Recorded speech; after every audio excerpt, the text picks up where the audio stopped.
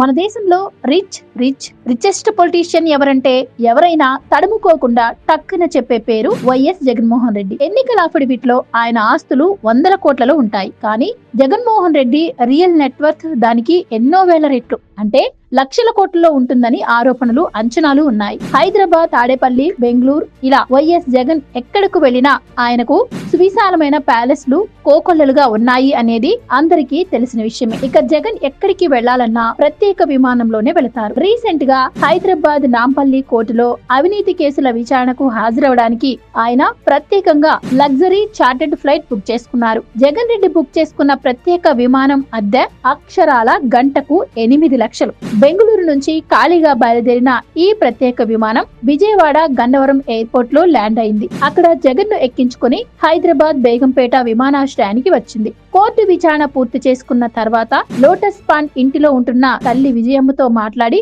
అక్కడ కొంతసేపు విశ్రాంతి తీసుకుంటారు. మళ్ళీ బేగంపేట ఎయిర్పోర్ట్ లో నిలిచి ఉన్న స్పెషల్ ఫ్లైట్ లో బెంగళూరు వెళ్తారు. ఈ విమానం గాల్లో ఎగిరేటప్పుడు మాత్రమే కాదు, ఎయిర్పోర్ట్ లో పార్కింగ్ చేసి ఉంచిన సమయంలో కూడా గంటకు 8 లక్షలు చెల్లించాలి. అంటే 12 గంటల కోసం ఫ్లైట్ బుక్ చేసుకుంటే మొత్తం 1,20,00,000 అద్దె రూపంలో చెల్లించాలి. నెలకు 50,000 రూపాయలు సంపాదించే వ్యక్తికి ఏడాదికి 6 లక్షలు వస్తాయి. అతని ఆదాయం 1,20,00,000 కావాలంటే 20 సంవత్సరాలు పనిచేయాలి. అంటే ఒక మిడిల్ క్లాస్ పర్సన్ సగం జీవితంలో సంపాదించే మొత్తాన్ని జగన్ సగం రోజు విమానం అద్దె కోసం ఖర్చు చేస్తున్నారన్నమాట. మన వైసీపీ బాస్ చాలా రిచ్ అనడంలో తప్పేం లేదు కదా.